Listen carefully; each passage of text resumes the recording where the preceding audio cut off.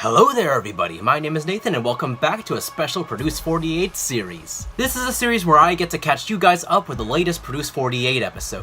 Whether if you missed the last episode, haven't watched it yet and need to catch up, or need a refresher, then this is the series for you. But of course, there will be some spoilers for episode 3.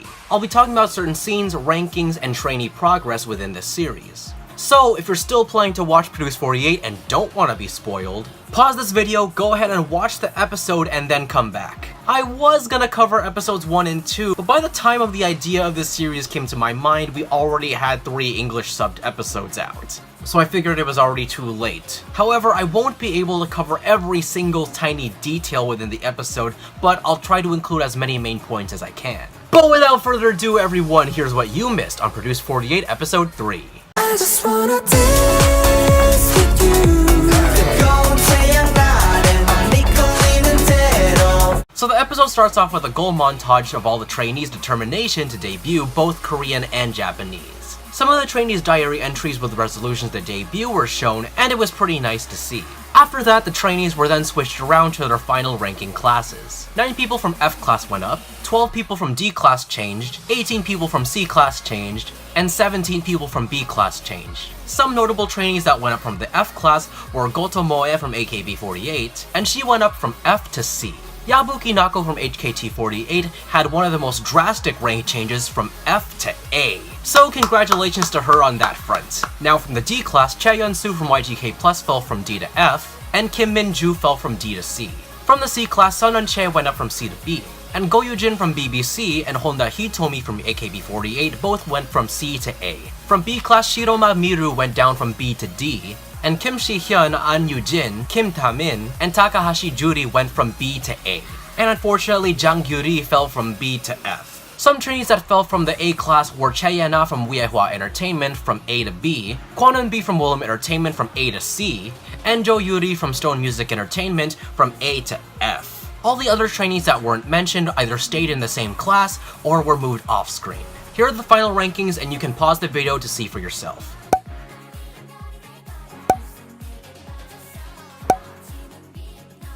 Next up is the censor evaluations. All the A trainees dance battled it out to see who would be the censor for Nekoya.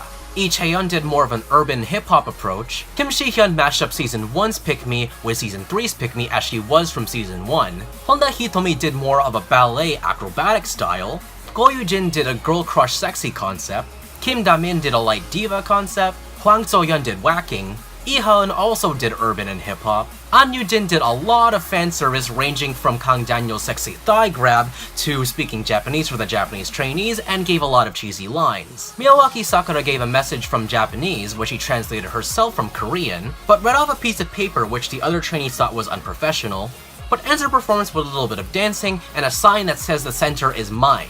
And lastly, Lee Ka-eun mashes up the Japanese and Korean lyrics with some after-school styled choreography. The 2 candidates for the center position were Lee Ka-eun and Miyawaki Sakura. However, the votes total up to a tie. That's right everyone, Ka-eun and Sakura gained the same amount of votes from the trainees. So all the trainees had to vote again. In the end, Miyawaki Sakura gained the center position. Ka-eun and Sakura were extremely humble to each other and very supportive of each other nonetheless. And it's very heartwarming to see 2 competitors support each other like this. The next day is stage rehearsal. One interesting difference from the past 2 seasons was instead of a triangle stage, they made it into a diamond stage. Watching the trainees from A through D rehearse on stage, the F trainees got emotional knowing that they can't perform with them on the same stage, which made the sunshine of this entire series, Yamada Noe, cry, which was kind of a first for me because I started crying at that moment too for them, but I digress. From the first recording, the trainers noticed that the trainees weren't very expressive or energetic because, of course, they're nervous, but they were able to pull off a good performance at the end. After that, Lee Sung-gi meets the trainees for the first time and introduces himself as the national representative. He then reveals that not all 98 trainees were there, some trainees dropped out of the show. The names of these trainees weren't mentioned, but it was unfortunate to hear. The next day is the group battle evaluation picking. There are a total of 16 teams with 8 songs, meaning that 2 teams would perform the same song. The members of the winning team would then receive 1,000 votes extra, and trainees number 1 through 58 will survive. The songs that the trainees picked from were Boombaya from Blackpink, Peekaboo by Red Velvet, Very Very Very by IOI, Short Hair by AOA, Love Whisper by G-Friend, Like Uwa from Twice, High Tension from AKB48, and Mamma Mia by Kara. The first member of each team were randomly selected, and those selected members get to choose their team. As the center, Miyawaki Sakura gets to choose first, and her team consists of Lee Chae-yeon, Motomura Aoi, Kim Min-ju, Kim Cho-yeon, and Kwon Eun-bi. An Yu-jin was the second randomly drawn member, and her members were Na Go-eun, Jang Won-young, Chae Yana, Shiroma Miru, and Honda Hitomi. The episode itself then fast forwards to the last trainee standing, and the last members standing were Chiba Eri, Sato Minami, Han Cho-won, Kang Hae-won, and Asai Waka. After choosing their song and their competing teams, the groups then disperse to their own space where they get to practice. Some groups had issues with communication due to the Japanese and Korean language barrier. In Peekaboo Team 1, Wang Yi-reon and Jang Gyuri were candidates for the center position. In the end, Wang Yi-reon was picked to be the center. In UA Team 1, Lee Sung-hyun was chosen to be the center over Goto Moe. In UA Team 2, Lee Ha-eun and Lee So-young were seemingly competing to be the leader, even though So-young was the designated leader. In Boombaya Team 1, spirits were pretty high for them since everything went according to plan. However, Boombaya Team 2 happened to be the trainees that were left over, and weren't picked by anyone else. Han Cho-won tried her best to be both leader and the center, but morale in her team seemed too low. Thankfully, Haewon was there to lighten the mood and help all the trainees out. The team had difficulty choosing who would be the rapper, so Haewon herself stepped up to be the main rapper even though she was far from being a rapper. She's actually a vocalist. Team 1 chose their center off of facial expressions. In Team 2, Cho Sarang was able to hit the high notes of Mamma Mia perfectly, whereas Team 1's Park Min-ji had a little bit more difficulty hitting the notes. Love Whisper Team 2 consisted of dancers and unconfident vocalists and struggled to hit the high notes. And Love Whisper Team 1 was nicknamed the Cute Avengers for having all the cute and youthful looking trainees, or in other words, the illegal members, and chose Yabuki Nako to be their main vocalist. In one of the high tension teams, Saho seemed to be forgotten by the other trainees because she was actually in the OG high tension music video, but unfortunately she was outshined by the other more popular AKB48 members, such as Sakura, Jurina, and Moe. Thankfully, her team chose her to be the center, so things may be different this time. The other high-tension team, on the other hand, vied to have a Korean trainee be the center instead of a Japanese trainee.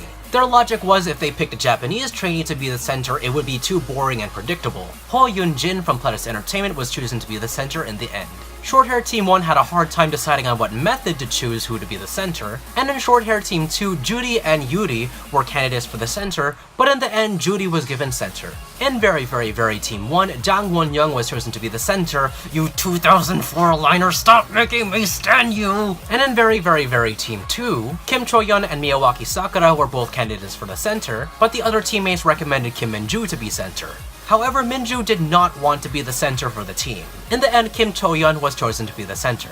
And finally, the day of the performance. The two Love Whisper teams go first. During rehearsal, Sun Eun-che's team seemed to be lacking in the vocal aspects, and because of it, their main vocal switched from Manami to Wang Ke. However, Wang Ke was not confident in her vocals. It seemed like the whole team was breaking down and Eun-che was starting to feel the weight of being the leader on her shoulders. However, on the day of performances, they were able to turn their situation completely around and were extremely energetic and performed very well. Kim Na-young's team seemed to lack coordination in general. Some members forgot the lyrics, other members bumped into each other during dance practice, and the entire thing just seemed unorganized. However, during the performance, the entire team lived up to the Cute Avengers nickname, and Nako hit the high note flawlessly.